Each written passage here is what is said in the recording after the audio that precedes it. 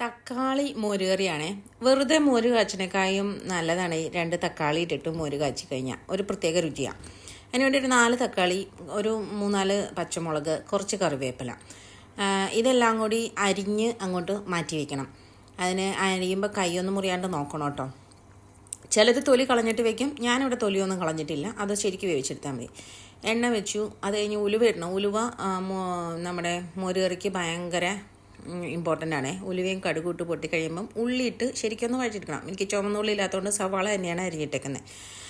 എന്നിട്ട് അതിൻ്റെ അകത്തോട്ട് ഇതെല്ലാം കൂടെ നമ്മൾ അരിഞ്ഞു വെച്ചിരിക്കുന്ന സാധനങ്ങളെല്ലാം കൂടി അങ്ങോട്ട് ഇട്ട് കൊടുക്കണം. തക്കാളിയും പച്ചമുളകും കറിവേപ്പിലയും കൂടെ. എന്നിട്ട് അത് ഇളക്കുന്നതിന് മുന്നേ അതിൻ്റെ അകത്തോട്ട് ആകെ 2 പൊടിയേ ചേർത്തിട്ടുള്ളൂ. കുറച്ച് മഞ്ഞൾപ്പൊടിയും കുറച്ച് മുളക് പൊടിയും.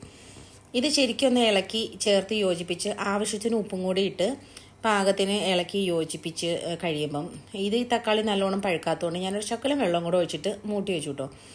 മൂട്ടി വെച്ച് അത് നല്ലോണം വെന്ത് വരുമ്പം ആ തീ അങ്ങോട്ട് ഓഫ് ചെയ്യണേ. കാരണം ഒന്ന് ഇളക്കി എടുത്തിട്ട് ആ തീ അങ്ങോട്ട് ശരിക്കും തക്കാളി വെന്ത് കുഴഞ്ഞേക്കണോ. തീ ഓഫ് ചെയ്തിട്ട് വേണം നമ്മൾ തൈര് ഉടച്ചു വെച്ചിരിക്കുന്നത് അങ്ങോട്ട് ഒഴിക്കാനായിട്ട്. അതൊഴിച്ച് ശരിക്കൊന്ന് ഇളക്കിയിട്ട് വേണം വീണ്ടും തീയൊന്ന് ഓൺ ചെയ്യണം.